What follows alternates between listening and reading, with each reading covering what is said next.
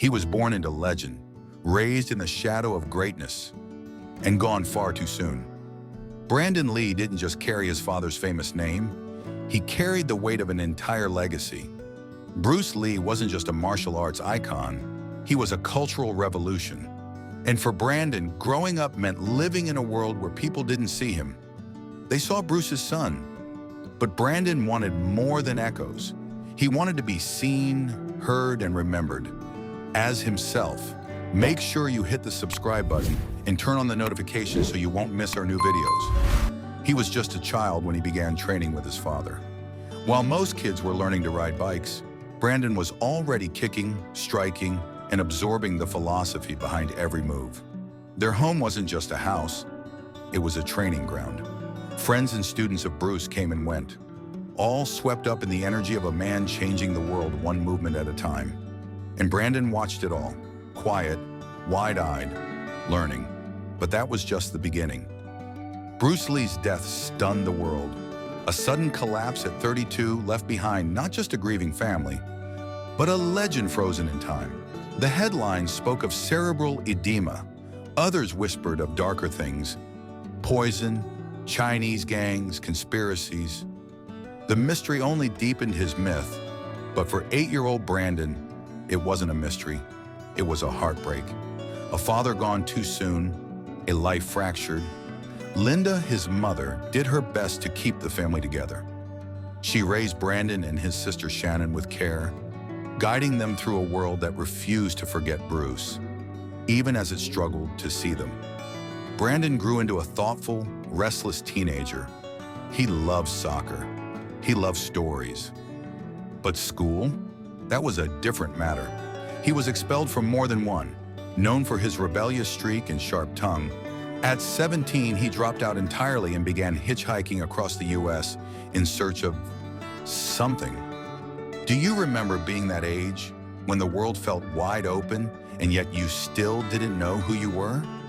Eventually, Brandon earned his GED and enrolled in Emerson College, studying theater. He didn't hide his name, but he didn't flaunt it either. He was serious about acting. He studied. He auditioned. He started from the bottom. And slowly, painfully, he climbed. He landed a role in Kung Fu, the movie. An ironic twist, since his father had created the original concept, but had been passed over for the lead. Brandon played the son. He was nervous about it. The comparisons were inevitable. But he did it anyway, not as an imitation of Bruce, but as his own interpretation. Then came the moment that changed everything. He wasn't just a fighter. Brandon was a natural on screen, charming, intense, funny. After a few more small roles, he landed his first major American film, Showdown in Little Tokyo, starring opposite Dolph Lundgren. It was loud, brash, and very 90s. Brandon was the standout. And then came Rapid Fire, a movie that should have launched a franchise. Brandon played Jake Lowe, a young man caught in a web of violence and betrayal. His performance was electric. Critics saw it. Audiences felt it. This wasn't Bruce 2.0. This was Brandon Lee, and he was finally stepping into the light.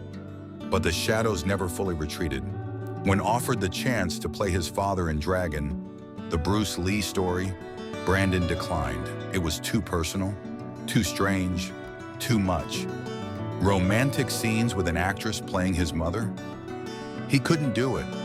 He gave his blessing to Jason Scott Lee, but turned his focus elsewhere. He chose The Crow. The script was different, dark, poetic, inspired by loss. The story of a man killed alongside his fiancée, who returns from the dead to seek vengeance. Brandon connected with it deeply. He wasn't just playing a role, he was pouring his heart into it. He trained hard, he rewrote lines. He brought a delicate balance of rage and tenderness to a character that could have been one-dimensional in lesser hands. Off-set, he was preparing for a different role. Husband. He and Eliza Hutton had been together for nearly 3 years. After the shoot wrapped, they planned to get married. But fate had other plans. No one could have imagined what happened next. It was near the end of filming, just 3 days left.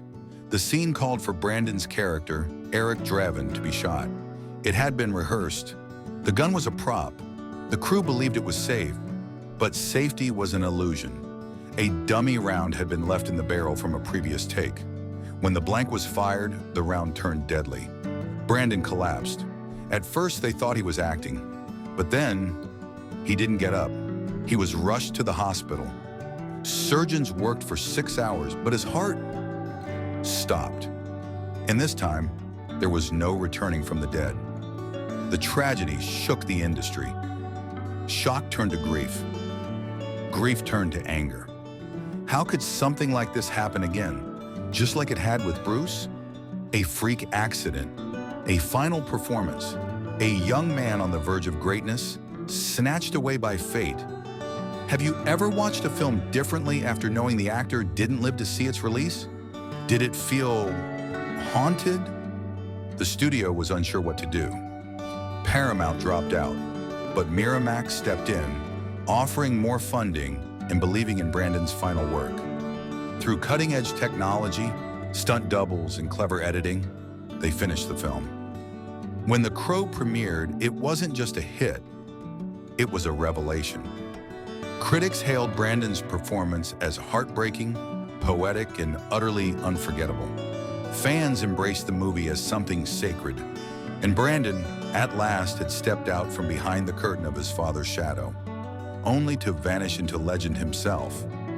While the world cheered, he was hiding the truth. In interviews before the accident, Brandon often joked about being shot on screen. In one film, he wore a bulletproof vest as he endured 20 gunshots in a scene. But The Crow, he wasn't wearing anything. He didn't need to, or so everyone thought. James O'Barr, who wrote the comic, was devastated. He had created the story after losing his own fiancée in a car crash. Now his creation had taken another life. He couldn't bring himself to watch the film for years. The man who fired the gun, actor Michael Massey, never recovered either. He lived with guilt until his own passing in 2016. The final dedication said it all. For Brandon and Eliza, she had been his partner, his future, his family. They were to be married 1 week after the shoot ended. Instead, she buried him. It's hard not to feel the eerie symmetry. Bruce Lee, gone at 32, Brandon Lee, gone at 28, both taken in sudden, shocking ways, both immortalized by films that would define them forever. But Brandon wasn't just a mirror, he was his own masterpiece. Watch The Crow today, and you'll see it. The pain in his eyes, the conviction in his voice, the love, the rage, the sorrow, all real, all Brandon. And when he says, "can't rain all the time," it's not just a line, it's a promise. Brandon Lee lives on. Subscribe to the Bold Fact Files channel, turn on the notifications, and you won't miss our new videos.